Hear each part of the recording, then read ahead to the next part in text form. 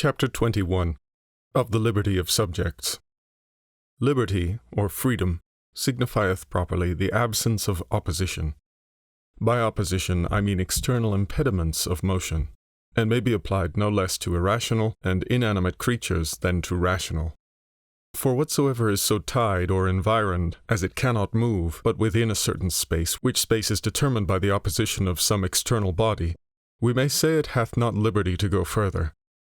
And so of all living creatures, whilst they are imprisoned or restrained with walls or chains, and of water whilst it is kept in by banks or vessels, that otherwise would spread itself into a larger space, we used to say, they are not at liberty to move in such manner, as without those external impediments they would. But when the impediment of motion is in the constitution of the thing itself, we use not to say, it wants the liberty, but the power to move, as when a stone lieth still, or a man is fastened to his bed by sickness.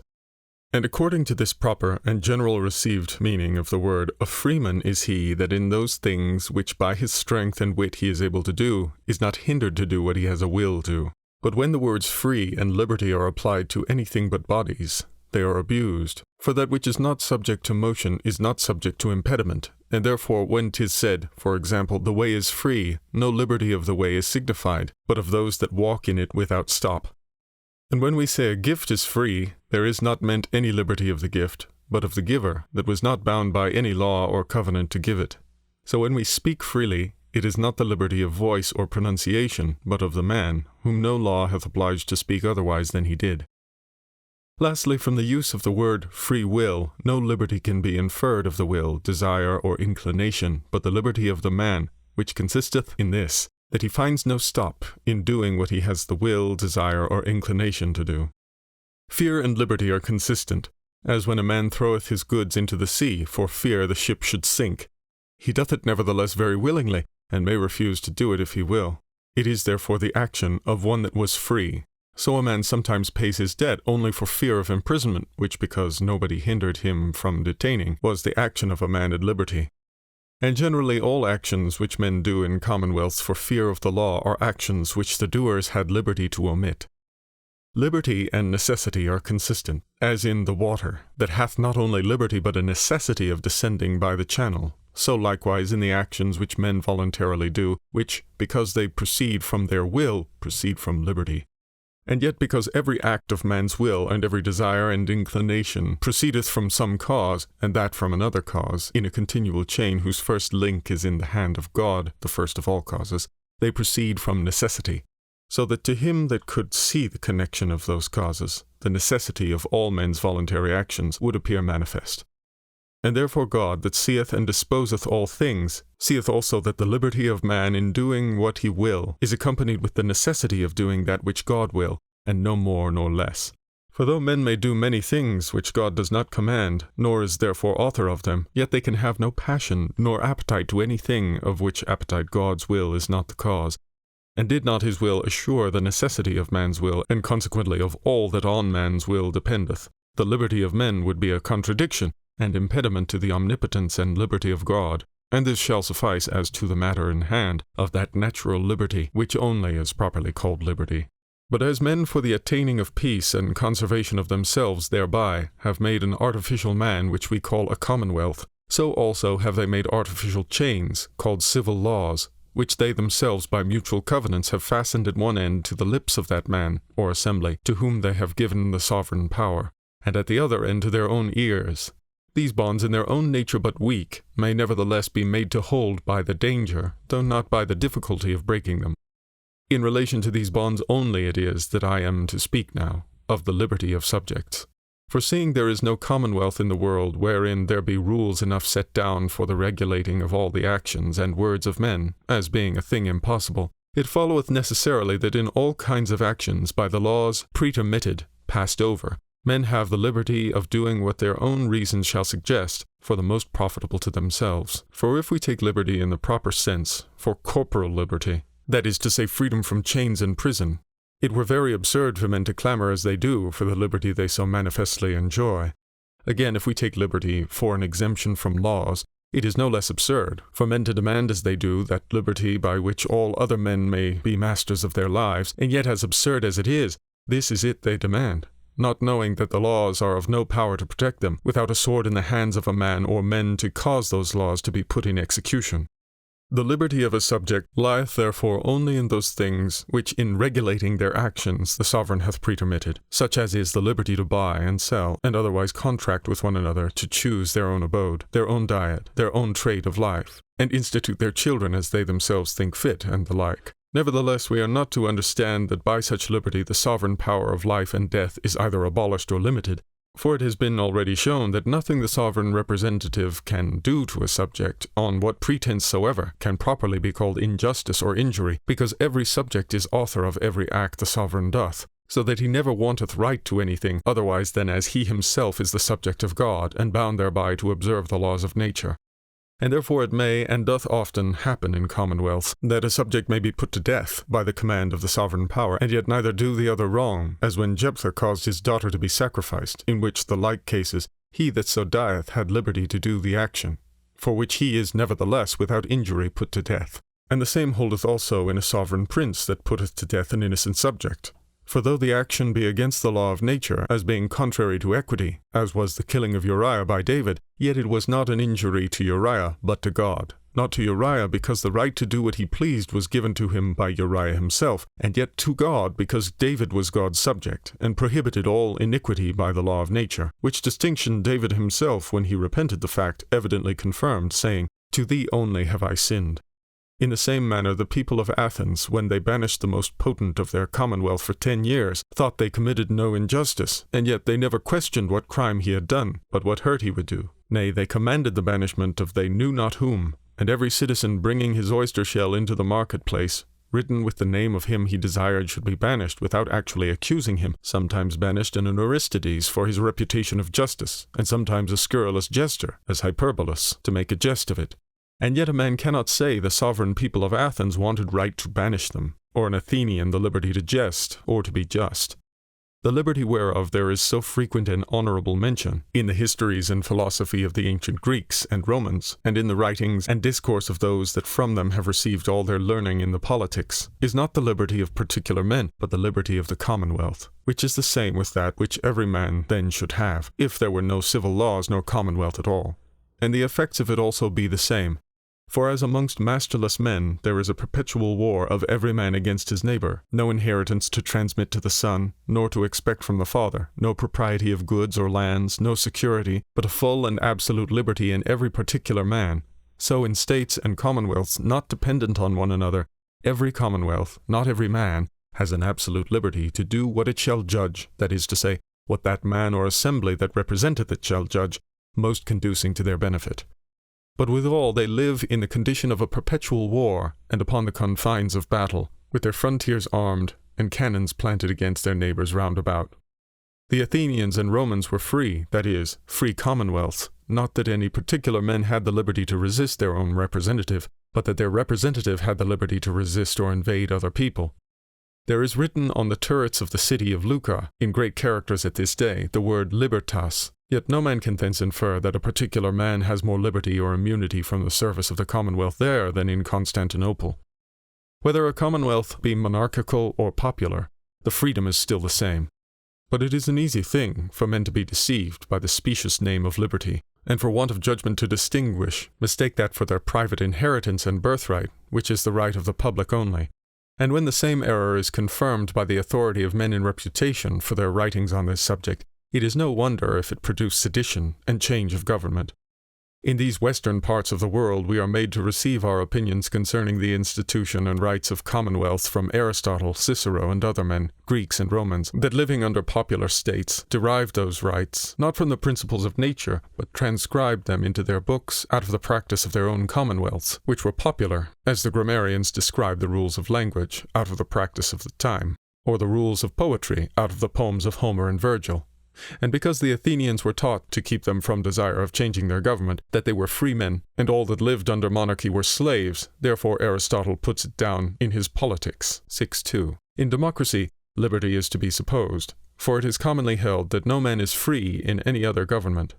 And as Aristotle, so Cicero and other writers have grounded their civil doctrine on the opinions of the Romans, who were taught to hate monarchy at first by them that, having deposed their sovereign, shared amongst them the sovereignty of Rome, and afterwards by their successors, and by reading of these Greeks and Latin authors, men from their childhood have gotten a habit, under a false show of liberty, of favouring tumults and of licentious controlling the actions of their sovereigns, and again of controlling those controllers, with the effusion of so much blood as I think I may truly say, there was never anything so dearly bought, as these western parts have bought the learning of the Greek and Latin tongues. To come now to the particulars of the true liberty of a subject, that is to say, what are the things which, though commanded by the sovereign, he may nevertheless without injustice refuse to do, we are to consider what rights we pass away when we make a commonwealth, or, which is all one, what liberty we deny ourselves by owning all the actions, without exception of the man or assembly we make our sovereign. For in the act of our submission consisteth both our obligation and our liberty, which must therefore be inferred by arguments taken from thence, there being no obligation on any man which ariseth not from some act of his own. For all men equally are by nature free, and because such arguments must either be drawn from the express words, I authorize all his actions, or from the intention of him that submitteth himself to his power, which is to be understood by the end for which he so submitteth, the obligation and liberty of the subject, is to be derived either from those words, or others equivalent, or else from the end of the institution of sovereignty, namely, the peace of the subjects within themselves, and their defence against a common enemy. First, therefore, seeing sovereignty by institution is by covenant of every one to every one, and sovereignty by acquisition by covenants of the vanquished to the victor, or child to the parent, it is manifest that every subject has liberty in all those things, the right whereof cannot by covenant be transferred. I have shown before in the 14th chapter that covenants, not to defend a man's own body, are void. Therefore, if the sovereign command a man, though justly condemned, to kill, wound, or maim himself, or not to resist those that assault him, or to abstain from the use of food, air, medicine, or any other thing without which he cannot live, yet hath that man the liberty to disobey. If a man be interrogated by the sovereign or his authority concerning a crime done by himself, he is not bound, without assurance of pardon, to confess it, because no man, as I have shown in the same chapter, can be obliged by covenant to accuse himself. Again, the consent of a subject to sovereign power is contained in these words, I authorize or take upon me all his actions in which there is no restriction at all of his own former natural liberty. For by allowing him to kill me, I am not bound to kill myself when he commands me. It is one thing to say, kill me, or my fellow, if you please, another thing to say, I will kill myself or my fellow. It followeth therefore that no man is bound by the words themselves either to kill himself or any other man, and consequently that the obligation a man may sometimes have upon the command of the sovereign to execute any dangerous or dishonourable office dependeth not on the words of our submission, but on the intention which is to be understood by the end thereof. When therefore our refusal to obey frustrates the end for which the sovereignty was ordained, then there is no liberty to refuse, otherwise there is. Upon this ground, a man that is commanded as a soldier to fight against the enemy, though his sovereign have right enough to punish his refusal with death, may nevertheless in many cases refuse, without injustice, as when he substituteth a sufficient soldier in his place, for in this case he deserteth not the service of the commonwealth. And there is allowance to be made for natural timorousness, not only to women, of whom no such dangerous duty is expected, but also to men of feminine courage. When armies fight, there is on both sides, or both, a running away, yet when they do it not out of treachery but fear, they are not esteemed to do it unjustly but dishonourably. For the same reason, to avoid battle is not injustice but cowardice. But he that enrolleth himself a soldier, or taketh impressed money, advance payment, taketh away the excuse of a timorous nature, and is obliged not only to go to battle, but also not to run from it, without his captain's leave. And when the defence of the commonwealth requireth at once the help of all that are able to bear arms, every one is obliged, because otherwise the institution of the commonwealth, which they have not the purpose or courage to preserve, was in vain. To resist the sword of the commonwealth in defence of another man, guilty or innocent, no man hath liberty, because such liberty takes away from the sovereign the means of protecting us, and is therefore destructive of the very essence of government. But in case a great many men together have already resisted the sovereign power unjustly, or committed some capital crime for which every one of them expecteth death, whether have they not the liberty then to join together and assist and defend one another? Certainly they have, for they but defend their lives, which the guilty man may as well do as the innocent. There was indeed injustice in the first breach of their duty. Their bearing of arms subsequent to it, though it be to maintain what they have done, is no new unjust act, and if it be only to defend their persons, it is not unjust at all. But the offer of pardon taketh from them to whom it is offered the plea of self-defense, and maketh their perseverance in assisting, or defending the rest unlawful. As for other liberties, they depend on the silence of the law. In cases where the sovereign has prescribed no rule, there the subject hath the liberty to do or forbear according to his own discretion. And therefore such liberty is in some places more, and in some less, and in some times more, in other times less, according as they that have the sovereignty shall think most convenient. As for example, there was a time when in England a man might enter into his own land and dispossess such as wrongfully possessed it, by force. But in after times that liberty of forcible entry was taken away by a statute made by the king in Parliament. And in some places of the world men have the liberty of many wives. In other places such liberty is not allowed. If a subject have a controversy with his sovereign, of debt, or of right of possession of lands or goods, or concerning any service required at his hands, or concerning any penalty, corporal or pecuniary, grounded on a precedent law, he hath the same liberty to sue for his right, as if it were against a subject, and before such judges as are appointed by the sovereign. For seeing the sovereign demandeth by force of a former law, and not by virtue of his power, he declareth thereby, and he requireth no more than shall appear to be due by that law. The suit therefore is not contrary to the will of the sovereign, and consequently the subject hath the liberty to demand the hearing of his cause and sentence according to that law. But if he demand or taketh anything by pretence of his power, there lieth in that case no action of law. For all that is done by him in virtue of his power is done by the authority of every subject, and consequently he that brings an action against the sovereign brings it against himself. If a monarch or sovereign assembly grant a liberty to all, or any of his subjects, which grant standing he is disabled to provide for their safety, the grant is void, unless he directly renounce or transfer the sovereignty to another. For in that he might openly, if it had been his will, and in plain terms, have renounced or transferred it, and did not. It is to be understood, it is not his will, but that the grant proceeded from ignorance of the repugnancy between such a liberty and the sovereign power, and therefore the sovereignty is still retained, and consequently all those powers which are necessary to the exercising thereof, such as are the power of war and peace and judicature, of appointing officers and councillors, of levying money, and the rest named in the 18th chapter. The obligation of subjects to the sovereign is understood to last as long and no longer than the power lasteth by which he is able to protect them. For the right men have by nature to protect themselves when none else can protect them, can by no covenant be relinquished. The sovereignty in the soul of the commonwealth, which once departed from the body, the members do no more receive their motion from it. The end of obedience is protection, which, wheresoever a man seeth it, either in his own or in another's sword, nature applieth his obedience to it, and his endeavour to maintain it. And though sovereignty, in the intention of them that make it, be immortal, yet is it in its own nature not only subject to violent death by foreign war, but also through the ignorance and passions of men. It hath in it, from the very institution, many seeds of a natural mortality by intestine discord. If a subject be taken prisoner in war, or his person or his means of life be within the guards of the enemy, and hath his life and corporal liberty given him, on condition to be subject to the victor, he hath liberty to accept the condition, and having accepted it is the subject of him that took him, because he had no other way to preserve himself. The case is the same if he be detained in the same terms in a foreign country. But if a man be held in prison or bonds, or is not trusted with the liberty of his body, he cannot be understood to be bound by covenant to subjection, and therefore may, if he can, make his escape by any means whatsoever. If a monarch shall relinquish the sovereignty, both for himself and his heirs, his subjects return to the absolute liberty of nature, because, though nature may declare who are his sons, and who are the nearest of his kin, yet it dependeth on his own will, as hath been said in the precedent chapter, who shall be his heir. If therefore he will have no heir, there is no sovereignty nor subjection. The case is the same if he die without known kindred, and without declaration of his heir, for then there can no heir be known, and consequently no subjection be due.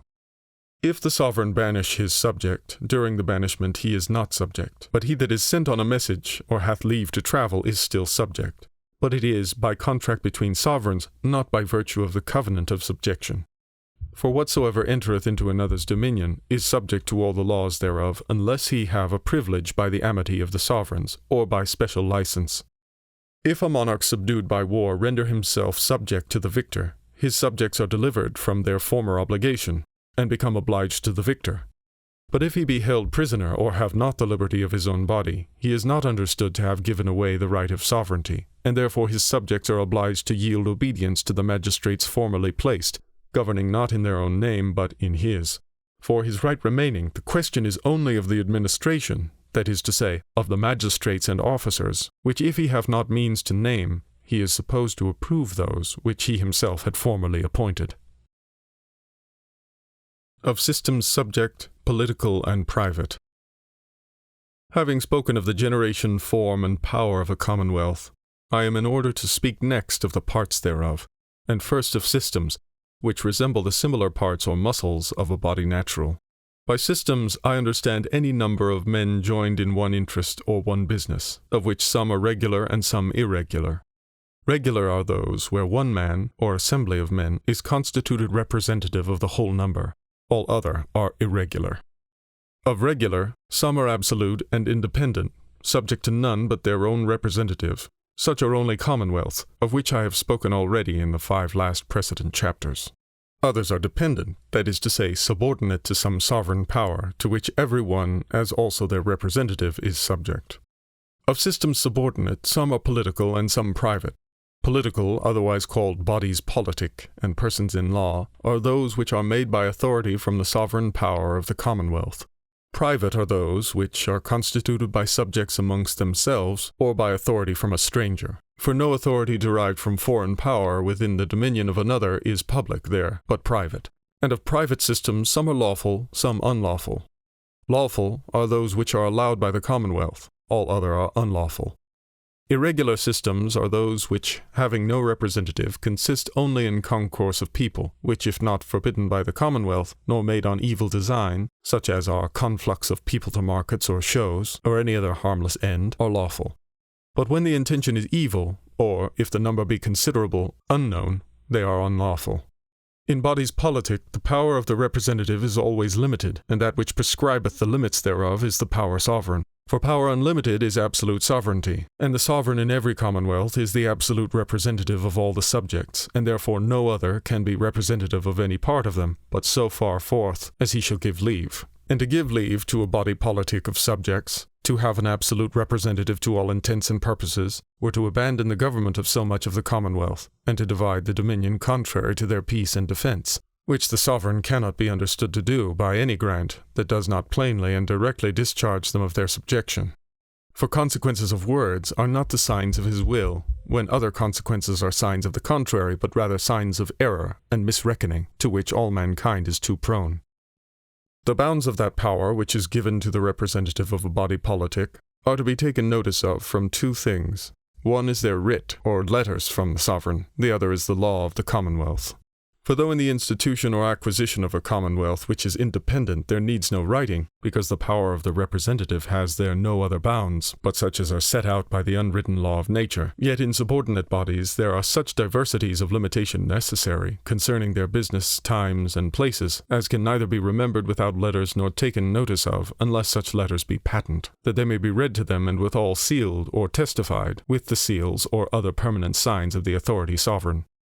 And because such limitation is not always easy or perhaps possible to be described in writing, the ordinary laws common to all subjects must determine what the representative may lawfully do, in all cases where the letters themselves are silent, and therefore, in a body politic, if the representative be one man, whatsoever he does in the person of the body, which is not warranted in his letters, nor by the laws, is his own act, and not the act of the body, nor of any other member thereof, besides himself. Because further than his letters, or the law's limit, he representeth no man's person but his own. But what he does according to these is the act of every one. For of the act of the sovereign every one is author, because he is their representative unlimited. And the act of him that recedes not from the letters of the sovereign is the act of the sovereign, and therefore every member of the body is author of it.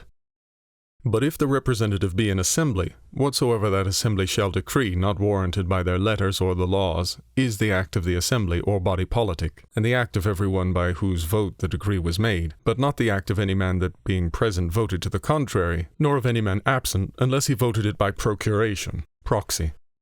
It is the act of the assembly because voted by the major part, and if it be a crime, the assembly may be punished, as far forth as it is capable, as by dissolution or forfeiture of their letters, which is to such artificial and fictitious bodies capital, or, if the assembly have a common stock, wherein none of the innocent members have propriety, by pecuniary mulct, fine.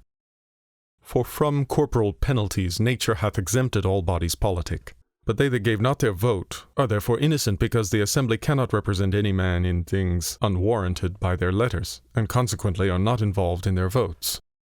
If the person of the body politic, being in one man, borrow money of his stranger, that is, of one that is not of the same body, for no letters need limit borrowing, seeing it is left to man's own inclinations to limit lending, the debt is the representative's. For if he should have authority from his letters to make the members pay what he borroweth, he should have by consequence the sovereignty of them, and therefore the grant were either void, as proceeding from error, commonly incident to human nature, and an insufficient sign of the will of the grantor, or if it be avowed by him, then is the representer sovereign, and falleth not under the present question, which is only of bodies subordinate. No member therefore is obliged to pay the debt so borrowed, but the representative himself, because he that lendeth it, being a stranger to the letters and to the qualification of the body, understandeth those only for his debtors that are engaged, and seeing the representer can engage himself and none else, has him only for debtor, who must therefore pay him out of the common stock, if there be any, or, if there be none, out of his own estate. If he come into debt by contract or mulct, the case is the same, but when the representative is an assembly, and the debt to a stranger, all they and only they are responsible for the debt that gave their votes to the borrowing of it, or to the contract that made it true, or to the fact for which the mulct was imposed, because every one of those in voting did engage himself for the payment. For he that is author of the borrowing is obliged to the payment, even of the whole debt, though when paid by any one he be discharged. But if the debt be to one of the assembly only is obliged to the payment, out of their common stock, if they have any. For having liberty of vote, if he vote the money shall be borrowed, he votes it shall be paid. If he vote it shall not be borrowed, or be absent, yet because in lending he voteth the borrowing, he contradicteth his former vote, and is obliged by the latter, and becomes both borrower and lender, and consequently cannot demand payment from any particular man, but from the common treasure only, which failing he hath no remedy nor complaint, but against himself, that being privy to the acts of the assembly, and to their means to pay, and not being enforced, did nevertheless through his own folly lend his money. It is manifest by this, that in bodies politic subordinate, and subject to a sovereign power, it is sometimes not only lawful, but expedient for a particular man to make open protestation against the degrees of the representative assembly, and cause their dissent to be registered, or to take witness of it, because otherwise they may be obliged to pay debts contracted, and be responsible for crimes committed by other men. But in a sovereign assembly that liberty is taken away, both because he that protesteth there denies their sovereignty, and also because whatsoever is commanded by the sovereign power is as to the subject, though not so always in the sight of God, justified by the command. For of such command every subject is the author. The variety of bodies politic is almost infinite, for they are not only distinguished by the several affairs for which they are constituted, wherein there is an unspeakable diversity, but also by the times, places, and numbers subject to many limitations. And as to their affairs, some are ordained for government, as first the government of a province may be committed to an assembly of men, wherein all resolutions shall depend on the votes of the major part, and then this assembly is a body politic, and their power limited by commission. This word province signifies a charge or care of business, which he whose business it is committeth to another man to be administered for, and under him. And therefore, when in one commonwealth there be divers countries that have their laws distinct from one another, or are far distant in place, the administration of the government being committed to divers persons, those countries where the sovereign is not resident, but governs by commission, are called provinces. But of the government of a province by an assembly residing in the province itself, there be few examples. The Romans, who had the sovereignty of many provinces, yet governed them always by presidents and praetors, and not by assemblies, as they governed the city of Rome, and territories adjacent. In like manner, when there were colonies sent from England to plant Virginia and summer islands, the Bermudas,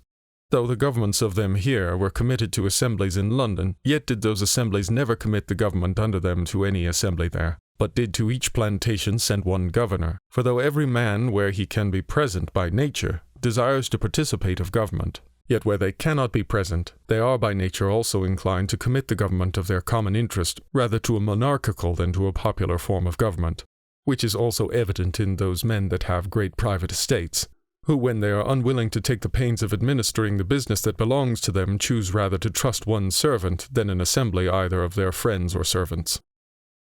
But howsoever it be in fact, yet we may suppose the government of a province or colony committed to an assembly, and when it is, that which in this place I have to say is this,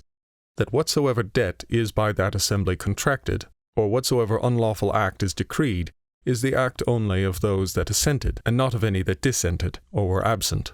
for the reasons before alleged. Also that an assembly residing out of the bounds of that colony whereof they have the government cannot execute any power over the persons or goods of any of the colony, to seize on them for debt, or other duty, in any place without the colony itself, as having no jurisdiction, nor authority elsewhere, but are left to the remedy which the law of the place alloweth them. And though the assembly have right to impose a mulct upon any of their members, that shall break the laws they make, yet out of the colony itself they have no right to execute the same. And that which is said here of the rights of an assembly for the government of a province or a colony is applicable also to an assembly for the government of a town, an university, or a college or a church, or for any other government over the persons of men. And generally in all bodies politic, if any particular member conceive himself injured by the body itself, the cognizance of his cause belongeth to the sovereign, and those the sovereign hath ordained for judges in such causes, or shall ordain for that particular cause, and not to the body itself. For the whole body is in this case his fellow subject, which in a sovereign assembly is otherwise. For there, if the sovereign be not judge, though in his own cause, there can be no judge at all.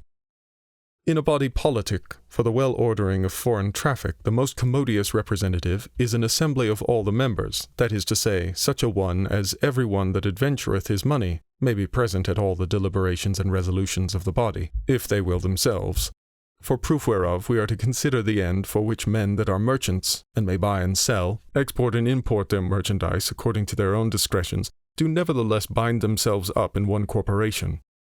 It is true there be few merchants that with the merchandise they buy at home can freight a ship to export it, or with that they buy abroad to bring it home, and have therefore need to join together in one society, where every man may either participate of the gain according to the proportion of his adventure, or take his own and sell what he transports or imports at such prices as he thinks fit.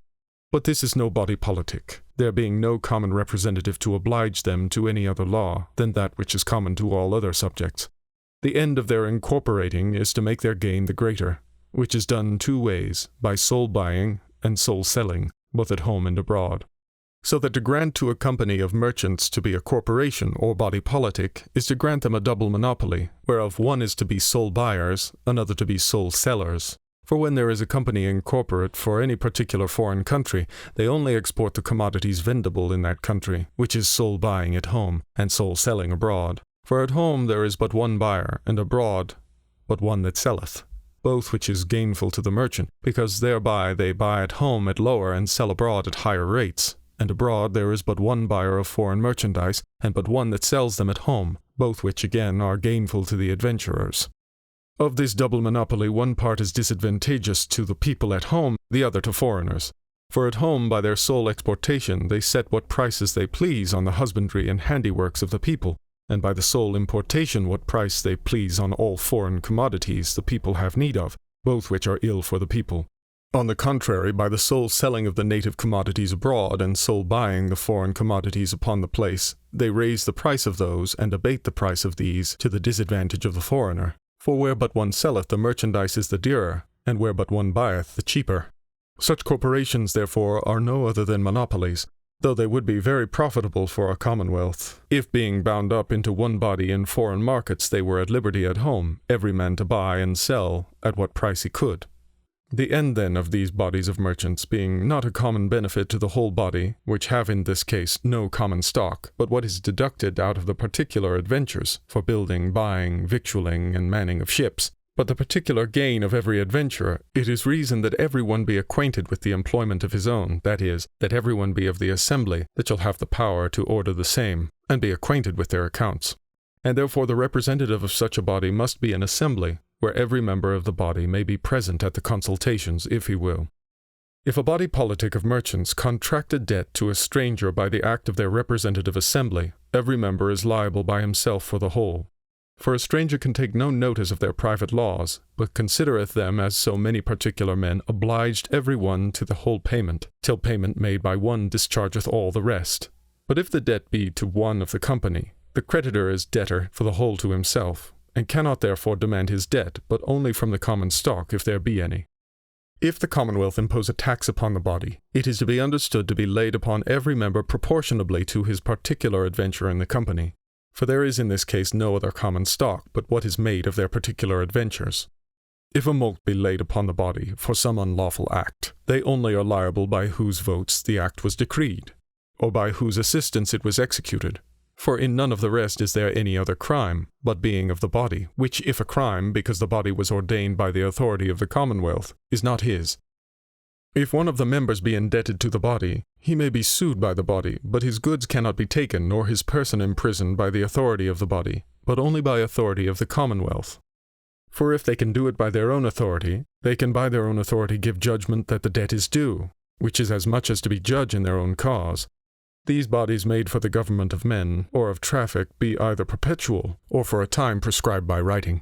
But there be bodies also whose times are limited, and that only by the nature of their business. For example, if a sovereign monarch, or a sovereign assembly, shall think fit to give command to the towns and other several parts of their territory, to send to him their deputies, to inform him of the condition and necessity of the subjects, or to advise him for the making of good laws, or for any other cause, as with one person representing the whole country, such deputies, having a place and time of meeting assigned them, are there and at that time a body politic representing every subject of that dominion. But it is only for such matters as shall be propounded unto them by that man, or assembly, that by the sovereign authority sent for them. And when it shall be declared that nothing more shall be propounded nor debated by them, the body is dissolved. For if they were the absolute representatives of the people, then were it the sovereign assembly, and so there would be two sovereign assemblies, or two sovereigns over the same people, which cannot consist with their peace. And therefore, where there is once a sovereignty, there can be no absolute representation of the people, but by it. And for the limits of how far such a body shall represent the whole people, they are set forth in the writing by which they were sent for. For the people cannot choose their deputies to other intent than is in the writing directed to them from their sovereign expressed. Private bodies regular and lawful are those that are constituted without letters or other written authority, saving the laws common to all other subjects. And because they be united in one person representative, they are held for regular, such as are all families, in which the father or master ordereth the whole family, for he obligeth his children and servants as far as the law permitteth, though not further. Because none of them are bound to obedience in those actions which the law hath forbidden to be done. In all other actions, during the time they are under domestic governance, they are subject to their fathers and masters, as to their immediate sovereigns. For the father and master being before the institution of commonwealth absolute sovereigns in their own families, they lose afterward no more of their authority than the law of the commonwealth taketh from them. Private bodies regular but unlawful are those that unite themselves into one person representative without any public authority at all, such as are the corporations of beggars, thieves, and gypsies, the better to order their trade of begging and stealing, and the corporations of men that by authority from any foreign person unite themselves in another's dominion for the easier propagation of doctrines and for making a party against the power of the commonwealth. Irregular systems in their nature but leagues or sometimes mere concourse of people without union to any particular design by obligation of one to another but proceeding only from a similitude of wills and inclinations, become lawful or unlawful according to the lawfulness or unlawfulness of every particular man's design therein, and his design is to be understood by the occasion. The leagues of subjects, because leagues are commonly made for mutual defense, are in a commonwealth, which is no more than a league of all the subjects together, for the most part unnecessary, and savour of unlawful design, and are for that cause unlawful, and go commonly by the name of factions or conspiracies. For a league being a connection of men by covenants, if there be no power given to any one man or assembly, as in the condition of mere nature, to compel them to performance, is so long only valid as there ariseth no just cause of distrust, and therefore leagues between commonwealths, over whom there is no human power established to keep them all in awe, are not only lawful, but also profitable for the time they last. But leagues of the subjects of one and the same commonwealth, where every one may obtain his right by means of the sovereign power, are unnecessary to the maintaining of peace and justice, and, in case the design of them be evil or unknown to the commonwealth, unlawful. For all uniting of strength by private men is, if for evil intent, unjust; if for intent unknown, dangerous to the public and unjustly concealed. If the sovereign power be in a great assembly, and a number of men part of the assembly without authority consult apart to contrive the guidance of the rest, this is a faction or conspiracy unlawful, as being a fraudulent seducing of the assembly for their particular interest. But if he, whose private interest is to be debated and judged in that assembly, make as many friends as he can, in him it is no injustice, because in this case he is no part of the assembly, and though he hire such friends with money, unless there be an express law against it, yet it is not injustice, for sometimes, as men's manners are, justice cannot be had without money, and every man may think his own cause just, till it be heard and judged.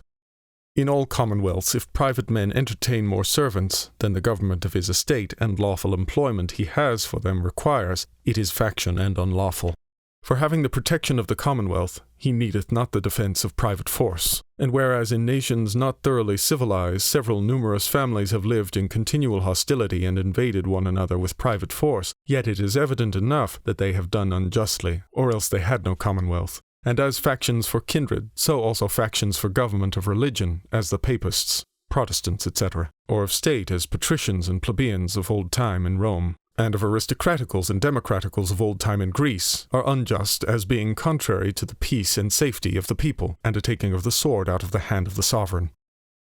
Concourse of the people is an irregular system, the lawfulness or unlawfulness whereof dependeth on the occasion and on the number of them that are assembled. If the occasion be lawful and manifest, the concourse is lawful, as the usual meeting of men at church, or at a public show, in usual numbers. For if the numbers be extraordinarily great, the occasion is not evident, and consequently he that cannot render a particular and good account of his being amongst them is to be judged conscious of an unlawful and tumultuous design. It may be lawful for 1,000 men to join to a petition to be delivered to a judge or magistrate. Yet if 1,000 men come to present it, it is a tumultuous assembly, because there needs but 1 or 2 for that purpose. But in such cases as these, it is not a set number that makes the assembly unlawful, but such a number as the present officers are not able to suppress and bring to justice. When an unusual number of men assemble against a man whom they accuse, the assembly is an unlawful tumult, because they may deliver their accusation to the magistrate by a few, or by 1 man. Such was the case of St. Paul at Ephesus, where Demetrius and a great number of other men brought 2 of Paul's companions before the magistrate, saying with one voice, "Great is Diana of the Ephesians," which was their way of demanding justice against them for teaching the people such doctrine as was against their religion and trade. The occasion here, considering the laws of that people, was just, yet was their assembly judged unlawful, and the magistrate reprehended them for it in these words, Acts 19:40. If Demetrius and the other workmen can accuse any man of anything, there be pleas and deputies, let them accuse one another. And if you have any other thing to demand, your case may be judged in an assembly lawfully called. For we are in danger to be accused for this day's sedition, because there is no cause by which any man can render any reason of this concourse of people, where he calleth an assembly, whereof men can give no just account, a sedition, and such as they could not answer for. And this is all I shall say concerning systems and assemblies of people, which may be compared, as I said, to the similar parts of man's body, such as be lawful to the muscles, such as are unlawful to wens, warts, biles, and apostums, abscesses, engendered by the unnatural conflux of evil humours. Chapter 23. Of the Public Ministers of Sovereign Power. In the last chapter I have spoken of the similar parts of a commonwealth. In this I shall speak of the parts organical, which are public ministers. A public minister is he that by the sovereign, whether a monarch or an assembly, is employed in any affairs with authority to represent in that employment the person of the commonwealth. And whereas every man or assembly that hath sovereignty representeth 2 persons, or, as the more common phrase is, has 2 capacities, one natural and another politic, as a monarch hath the person not only of the commonwealth but also of a man, and a sovereign assembly hath the person not only of the commonwealth but also of the assembly, they that be servants to them in their natural capacity are not public ministers, but those only that serve them in the administration of the public business, and therefore neither ushers nor sergeants nor other officers that wait on the assembly for no other purpose but for the commodity of the men assembled in an aristocracy or democracy, nor stewards, chamberlains, cofferers, or any other officers of the household of a monarch are public ministers in a monarchy. Of public ministers, some have charge committed to them of a general administration either of the whole dominion or of a part thereof. Of the whole, as to a protector or regent, may be committed by the predecessor of an infant king during his minority the whole administration of his kingdom, in which case every subject is so far obliged to obedience as the ordinances he shall make, and the commands he shall give, be in the king's name, and not inconsistent with his sovereign power.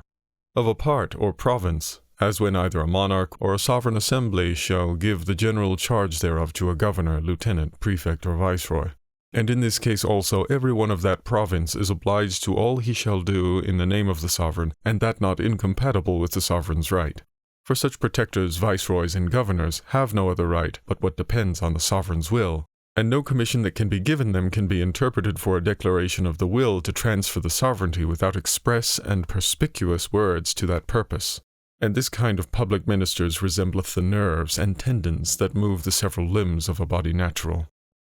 Others have special administration, that is to say, charges of some special business, either at home or abroad. As at home first, for the economy of the commonwealth, they that have authority concerning the treasure, as tributes, impositions, rents, fines, or whatsoever public revenue to collect, receive, issue, or take the accounts thereof, are public ministers. Ministers because they serve the person representative, and can do nothing against his command, nor without his authority. Public because they serve him in his political capacity. Secondly, they that have authority concerning the militia, to have the custody of arms, forts, ports, to levy, pay, or conduct soldiers, or to provide for any necessary thing for the use of war, either by land or sea, are public ministers. But a soldier without command, though he fight for the commonwealth, does not therefore represent the person of it, because there is none to represent it to. For every one that hath command represents it to them only whom he commandeth. They also that have authority to teach, or to enable others to teach the people their duty to the sovereign power, and instruct them in the knowledge of what is just and unjust, thereby to render them more apt to live in godliness, and in peace among themselves, and resist the public enemy, are public ministers. Ministers in that they do it not by their own authority, but by another's, and public because they do it, or should do it, by no authority but that of the sovereign. The monarch or the sovereign assembly only hath immediate authority from God, to teach and instruct the people, and no man but the sovereign receiveth his power Dei gratia simply, that is to say, from the favor of none but God. All other receive theirs from the favor and providence of God and their sovereigns, as in a monarchy Dei gratia, and regis, or Dei providentia, and voluntate regis. They also to whom jurisdiction is given are public ministers. For in their seats of justice they represent the person of the sovereign, and their sentence is his sentence. For, as hath been before declared, all judicature is essentially annexed to the sovereignty, and therefore all other judges are but ministers of him, or them that have the sovereign power. And as controversies are of two sorts, namely of fact and of law, so are judgments, some of fact, some of law. And consequently in the same controversy there may be two judges, one of fact, another of law. And in both these controversies there may arise a controversy between the party judged and the judged, which because they be both subjects to the sovereign, ought in equity to be judged by men agreed on by consent of both, for no man can be judge in his own cause. But the sovereign is already agreed on for judge by them both, and is therefore either to hear the cause and determine it himself, or appoint for judge such as they shall both agree on. And this agreement is then understood to be made between them divers ways, as first, if the defendant be allowed to accept against such of his judges, whose interest maketh him suspect them, for as to the complainant he hath already chosen his own judge, those which he accepteth not against are judges he himself agrees on. Secondly, if he appeal to any other judge, he can appeal no further, for his appeal is his choice. Thirdly, if he appeal to the sovereign himself, and he by himself or by delegates which the parties shall agree on give sentence, that sentence is final. For the defendant is judged by his own judges, that is to say, by himself. These properties of just and rational judicature considered, I cannot forbear to observe the excellent constitution of the courts of justice established both for common and also for public pleas in England. By common pleas I mean those where both the complainant and the defendant are subjects, and by public, which are also called pleas of the crown, those where the complainant is the sovereign. For whereas there were two orders of men, whereof one was lords, the other commons, the lords had this privilege, to have for judges in all capital crimes none but lords, and of them as many as would be present, which being ever acknowledged as a privilege of favour, their judges were none but such as they had themselves desired. And in all controversies, every subject, as also in civil controversies the lords, had for judges men of the country where the matter in controversy lay, against which he might make his exceptions, till at last 12 men without exception being agreed on, they were judged by those 12. So that having his own judges, there could be nothing alleged by the party why the sentence should not be final. These public persons, with authority from the sovereign power either to instruct or judge the people, are such members of the commonwealth as may fitly be compared to the organs of voice in a body natural. Public ministers are also all those that have authority from the sovereign to procure the execution of judgments given, to publish the sovereign's commands, to suppress tumults, to apprehend and imprison malefactors, and other acts tending to the conservation of the peace. For every act they do by such authority is the act of the commonwealth, and their service answerable to that of the hands in a body natural. Public ministers abroad are those that represent the person of their own sovereign to foreign states, such are ambassadors, messengers, agents, and heralds sent by public authority and on public business. But such as are sent by authority only of some private party of a troubled state, though they be received, are neither public nor private ministers of the commonwealth, because none of their actions have the commonwealth for author. Likewise, an ambassador sent from a prince to congratulate, condole, or to assist at a solemnity, though authority be public, yet because the business is private and belonging to him in his natural capacity, is a private person. Also, if a man be sent into another country, secretly to explore their counsels and strength, though both the authority and the business be public, yet because there is none to take notice of any person in him but his own, he is but a private minister, but yet a minister of the commonwealth, and may be compared to an eye in the body natural. And those that are appointed to receive the petitions or other informations of the people, and are as it were the public ear, are public ministers and represent their sovereign in that office. Neither a councillor nor a council of state, if we consider it with no authority of judicature or command, but only of giving advice to the sovereign when it is required, or of offering it when it is not required, is a public person. For the advice is addressed to the sovereign only, whose person cannot in his own presence be represented to him by another. But a body of councillors are never without some other authority, either of judicature or of immediate administration, as in a monarchy they represent the monarch in delivering his commands to the public ministers. In a democracy, the council or senate propounds the result of their deliberations to the people as a council. But when they appoint judges or hear causes or give audience to ambassadors, it is in the quality of a minister of the people, and in an aristocracy the council of state is the sovereign assembly itself, and gives counsel to none but themselves. Chapter 24. Of the nutrition and procreation of a commonwealth. The nourishment of a commonwealth consisteth in the commodities of sea and land. The nutrition of a commonwealth consisteth in the plenty and distribution of materials conducing to life, in concoction or preparation, and when concocted, in the conveyance of it, by convenient conduits to the public use. As for the plenty of matter, it is a thing limited by nature to those commodities which from the two breasts of our common mother, land and sea, God usually either freely giveth, or for labour selleth to mankind. For the matter of this nutriment, consisting in animals, vegetals, and minerals, God hath freely laid them before us, in or near to the face of the earth, so as there needeth no more but the labour and industry of receiving them. Insomuch as plenty dependeth, next to God's favour, merely on the labour and industry of men. This matter, commonly called commodities, is partly native and partly foreign. Native, that which is to be had within the territory of the commonwealth. Foreign, that which is imported from without. And because there is no territory under the dominion of one commonwealth, except it be of very vast extent, that produceth all things needful for the maintenance and motion of the whole body, and few that produce not something more than necessary, the superfluous commodities to be had within become no more superfluous, but supply these wants at home by importation of that which may be had abroad, either by exchange, or by just war, or by labour. For a man's labour also is a commodity exchangeable for benefit, as well as any other thing. And there have been commonwealths that, having no more territory than hath served them for habitation, have nevertheless not only maintained but also increased their power, partly by the labour of trading from one place to another, and partly by selling the manufactures, whereof the materials were brought in from other places. The distribution of the materials of this nourishment is the constitution of mine and thine and his, that is to say, in one word, propriety. and belongeth in all kinds of commonwealths to the sovereign power. For where there is no commonwealth there is, as hath been already shown, a perpetual war of every man against his neighbour, and therefore everything is his that getteth it, and keepeth it by force, which is neither propriety nor community, but uncertainty, which is so evident that even Cicero, a passionate defender of liberty, in a public pleading, attributeth all propriety to the law civil. Let the civil law, saith he, be once abandoned, or but negligently guarded, not to say oppressed, and there is nothing that any man can be sure to receive from his ancestor or leave to his children. And again, take away the civil law, and no man knows what is his own, and what another man's. Seeing therefore the introduction of propriety is an effect of commonwealth, which can do nothing but by the person that represents it, it is the act only of the sovereign, and consisteth in the laws which none can make that have not the sovereign power.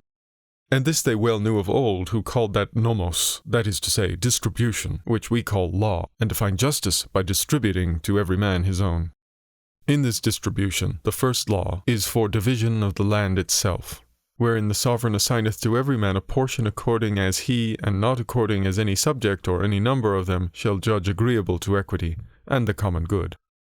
The children of Israel were a commonwealth in the wilderness, but wanted the commodities of the earth till they were masters of the land of promise, which afterward was divided amongst them, not by their own discretion, but by the discretion of Eleazar the priest, and Joshua their general, who, when there were 12 tribes, making them 13 by subdivision of the tribe of Joseph, made nevertheless but 12 portions of the land, and ordained for the tribe of Levi no land, but assigned them the 10th part of the whole fruits, which division was therefore arbitrary. And though a people coming into possession of a land by war do not always exterminate the ancient inhabitants as did the Jews, but leave to many or most or all of them their estates, yet it is manifest they hold them afterwards, as of the victor's distribution, as the people of England held all theirs of William the Conqueror. From whence we may collect that the propriety which a subject hath in his lands consisteth in a right to exclude all other subjects from the use of them, and not to exclude their sovereign, be it an assembly or a monarch. For seeing the sovereign, that is to say the commonwealth, whose person he representeth, is understood to do nothing but in order to the common peace and security, this distribution of lands is to be understood as done in order to the same, and consequently whatsoever distribution he shall make in prejudice thereof, is contrary to the will of every subject that committed his peace, and safety to his discretion and conscience, and therefore by the will of every one of them is to be reputed void. It is true that a sovereign monarch or the greater part of a sovereign assembly may order the doing of many things in pursuit of their passions, contrary to their own consciences, which is a breach of trust and of the law of nature. But this is not enough to authorize any subject either to make war upon or so much as to accuse of injustice, or any way to speak evil of their sovereign, because they have authorized all his actions and in bestowing the sovereign power made them their own. But in what cases the commands of sovereigns are contrary to equity and the law of nature is to be considered hereafter in another place. In the distribution of land, the commonwealth itself may be conceived to have a portion and possess and improve the same by their representative, and that such portion may be made sufficient to sustain the whole expense to the common peace and defense necessarily required, which were very true if there could be any representative conceived free from humane passions and infirmities. But the nature of men being as it is, the setting forth of public land or of any certain revenue for the commonwealth is in vain, and tendeth to the dissolution of government, and to the condition of mere nature and war, as soon as ever the sovereign power falleth into the hands of a monarch or of an assembly, that are either too negligent of money or too hazardous in engaging the public stock into a long or costly war. Commonwealths can endure no diet, for seeing their expense is not limited by their own appetite, but by external accidents and the appetites of their neighbours, the public riches cannot be limited by other limits than those which the emergent occasions shall require.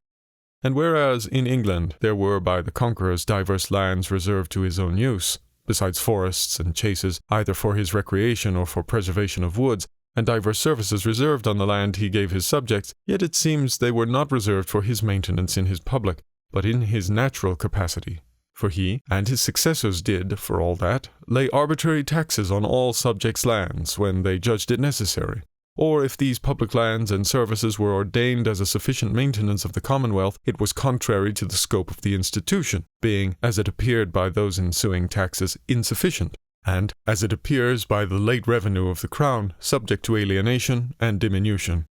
It is therefore in vain to assign a portion to the commonwealth which may sell or give it away, and does sell and give it away when 'tis done by their representative. As the distribution of lands at home, so also to assign in what places and for what commodities the subject shall traffic abroad, belongeth to the sovereign. For if it did belong to private persons to use their own discretion therein, some of them would be drawn for gain, both to furnish the enemy which means to hurt the commonwealth, and hurt it themselves by importing such things as pleasing men's appetites be nevertheless noxious, or at least unprofitable to them, and therefore it belongeth to the commonwealth, that is, to the sovereign only, to approve or disapprove both of the places and matter of foreign traffic. Further, seeing it is not enough to the sustentation of a commonwealth that every man have a propriety in a portion of land, or in some few commodities, or a natural property in some useful art, and there is no art in the world but is necessary either for the being or well-being almost of every particular man, it is necessary that men distribute that which they can spare, and transfer their propriety therein, mutually one to another by exchange and mutual contract. And therefore it belongeth to the commonwealth, that is to say, to the sovereign, to appoint in what manner all kinds of contract between subjects, as buying, selling, exchanging, borrowing, lending, letting, and taking to hire, are to be made, and by what words and signs they shall be understood for valid. And for the matter and distribution of the nourishment to the several members of the commonwealth, thus much, considering the model of the whole work, is sufficient.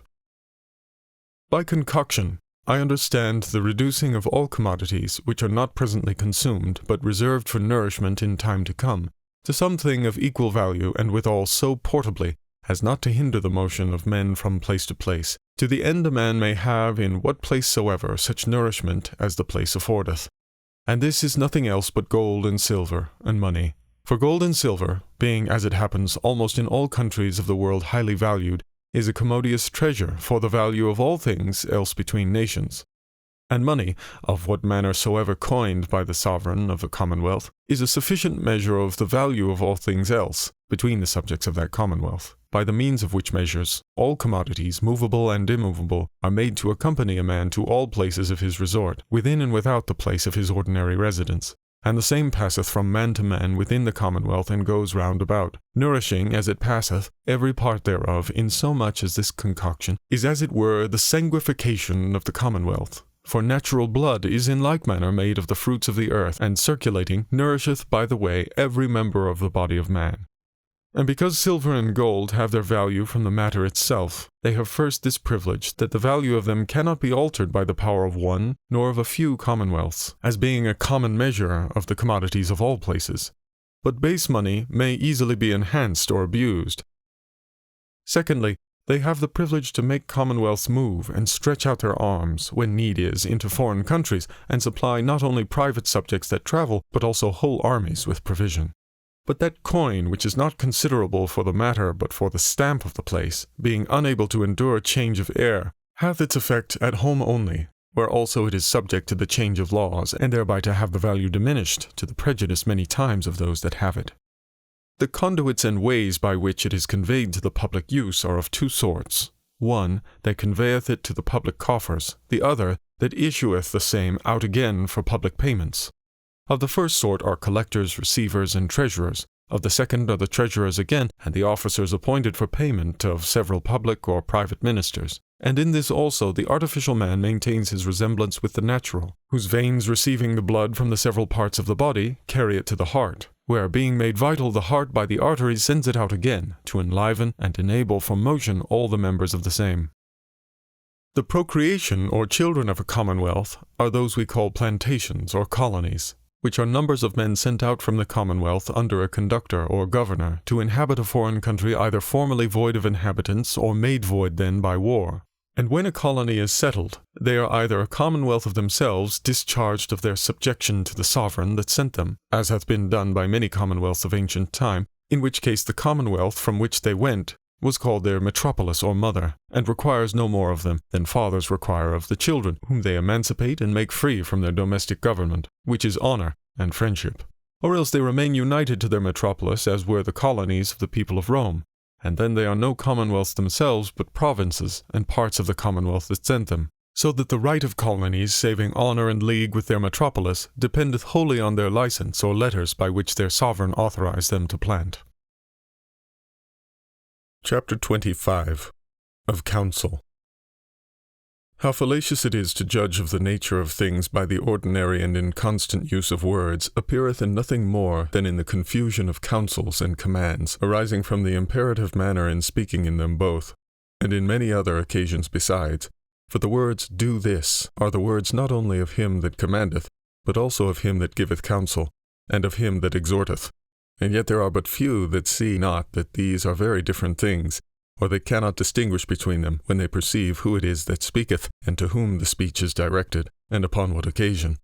But finding those phrases in men's writings, and being not able or not willing to enter into a consideration of the circumstances, they mistake sometimes the precepts of counselors for the precepts of them that command, and sometimes the contrary, according as it best agreeth with the conclusions they would infer, or the actions they approve. To avoid which mistakes, and render to those terms of commanding, counselling, and exhorting their proper and distinct significations, I define them thus.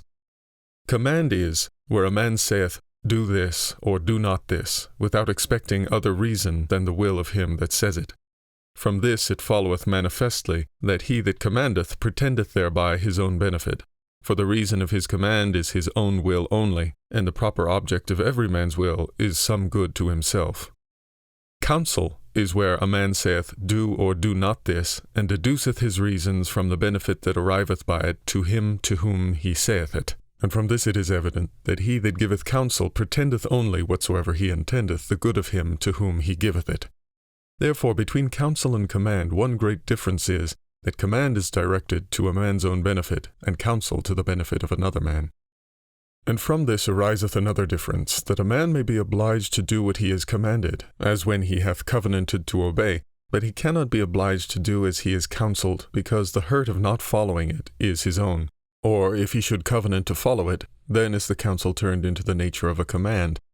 A third difference between them is, that no man can pretend a right to be of another man's counsel, because he is not to pretend benefit by it to himself, but to demand right to counsel another, argues a will to know his designs, or to gain some other good to himself, which, as I said before, is of every man's will the proper object.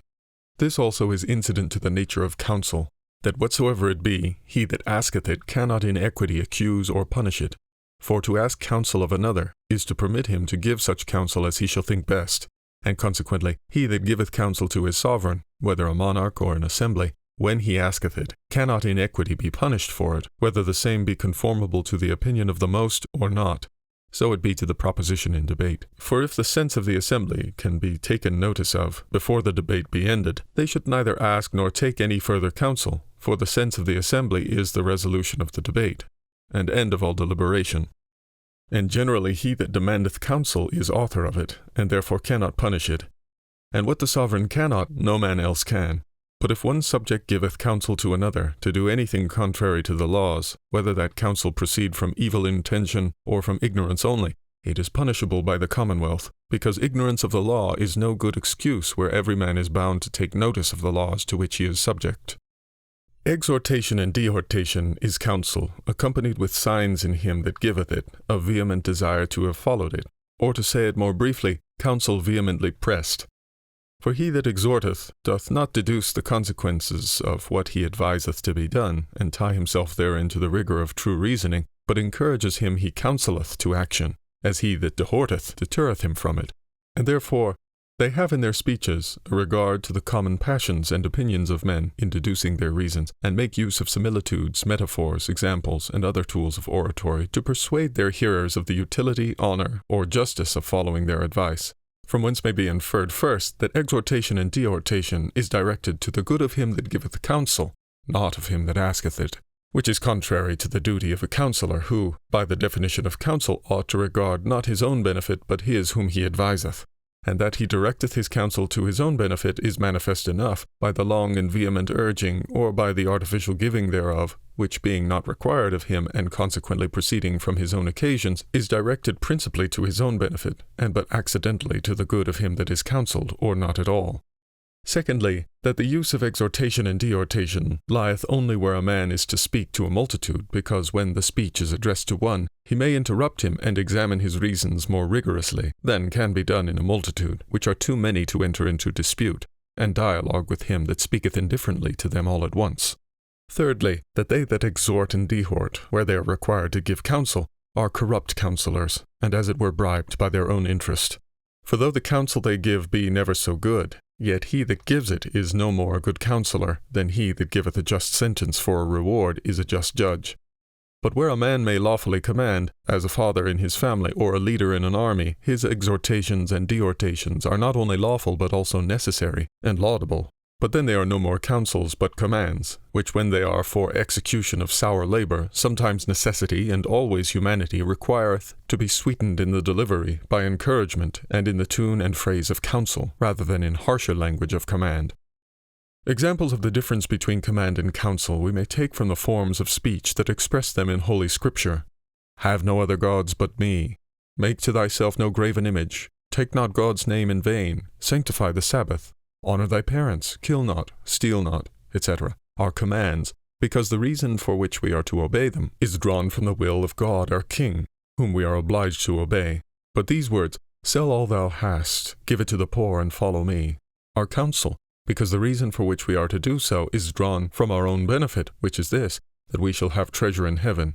These words, go into the village over against you, and you shall find an ass tied and her colt. Loose her and bring her to me, are a command, for the reason of their fact is drawn from the will of their master. But these words, repent, and be baptized in the name of Jesus, are counsel, because the reason why we should so do tendeth not to any benefit of God Almighty, who shall still be King in what manner soever we rebel, but of ourselves, who have no other means of avoiding the punishment hanging over us for our past sins.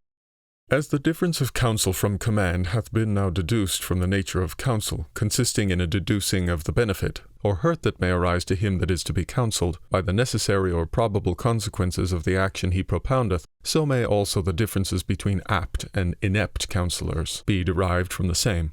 For experience, being but memory of the consequences of like actions formerly observed, and counsel but the speech whereby that experience is made known to another, the virtues and defects of counsel are the same with the virtues and defects intellectual and to the person of a commonwealth. His counsellors serve him in the place of memory and mental discourse. But with this resemblance of the commonwealth to a natural man, there is one dissimilitude joined of great importance, which is, that a natural man receiveth his experience from the natural objects of sense, which work upon him without passion, or interests of their own, whereas they that give counsel to the representative person of a commonwealth may have, and have often their particular ends, and passions, that render their counsels always suspected, and many times unfaithful. And therefore we may set down for the first condition of a good counsellor, that his ends and interests be not inconsistent with the ends and interests of him he counselleth.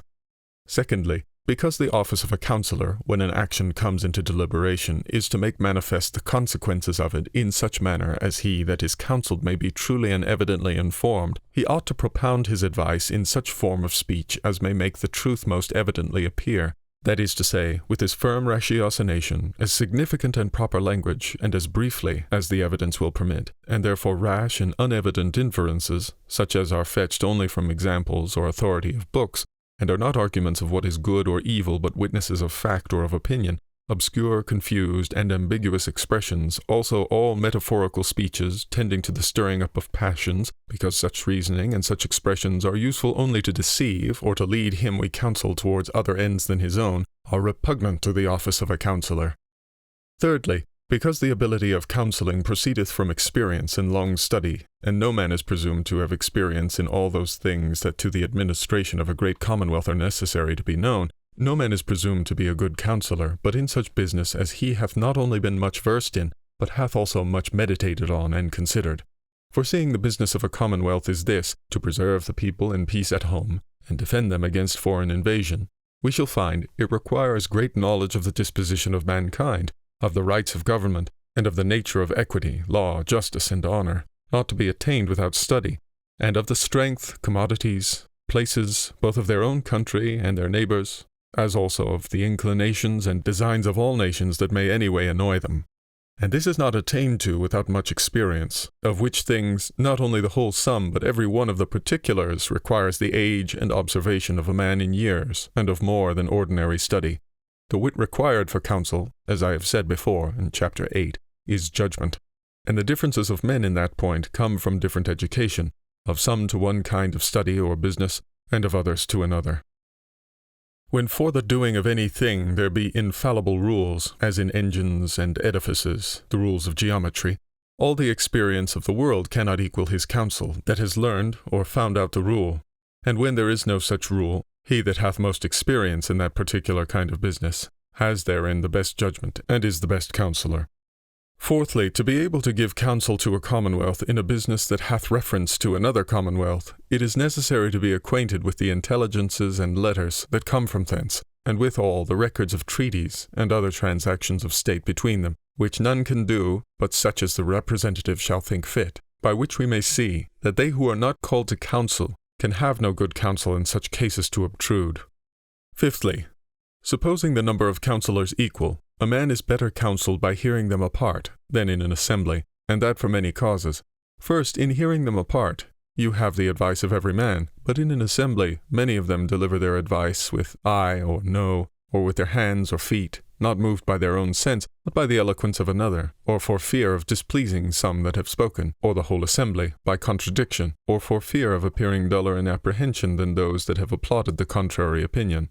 Secondly, in an assembly of many there cannot choose but be some whose interests are contrary to that of the public, and these their interests make passionate, and passion eloquent, and eloquence draws others into the same advice. For the passions of men, which asunder are moderate as the heat of one brand, in an assembly are like many brands, that inflame one another, especially when they blow one another with orations, to the setting of the commonwealth on fire, under pretence of counselling it.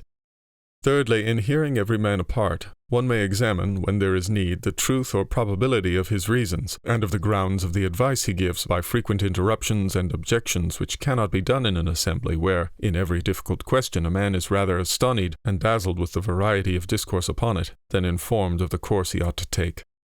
Besides, there cannot be an assembly of many, called together for advice, wherein there be not some that have the ambition to be thought eloquent, and also learned in politics, and give not their advice with care of the business propounded, but of the applause of their motley orations, made of the divers coloured threads or shreds of authors, which is an impertinence at least that takes away the time of serious consultation, and in the secret way of counselling apart is easily avoided.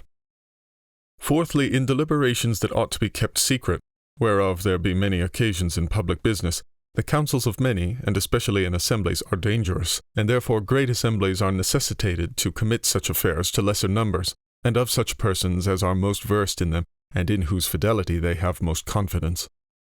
To conclude, who is there that so far approves the taking of counsel from a great assembly of counsellors that wisheth for, or would accept of their pains, when there is a question of marrying his children, disposing of his lands, governing his household, or managing his private estate, especially if there be amongst them such as wish not his prosperity? A man that doth his business by the help of many and prudent counsellors, with every one consulting apart in his proper element, does it best, as he that useth able seconds at tennis play, placed in their proper stations. He does next best that useth his own judgment only, as he that has no second at all. But he that is carried up and down to his business in a framed counsel, which cannot move but by the plurality of consenting opinions, the execution whereof is commonly out of envy or interest retarded by the part dissenting, does it worse of all, and is like one that is carried to the ball though by good players, yet in a wheelbarrow or other frame, heavy of itself, and retarded also by the inconcurrent judgments and endeavours of them that drive it, and so much the more, as they be more that set their hands to it, and most of all when there is one, or more amongst them, that desire to have him lose. And though it be true that many eyes see more than one, yet it is not to be understood of many counsellors, but then only when the final resolution is in one man. Otherwise, because many eyes see the same thing in divers lines, and are apt to look asquint towards their private benefit, they that desire not to miss their mark, though they look about with two eyes, yet they never aim but with one, and therefore no great popular commonwealth was ever kept up, but either by a foreign enemy that united them, or by the reputation of some eminent man amongst them, or by the secret counsel of a few, or by the mutual fear of equal factions, and not by the open consultations of the assembly. And as for very little commonwealths, be they popular or monarchical, there is no human wisdom can uphold them longer than the jealousy lasteth of their potent neighbours.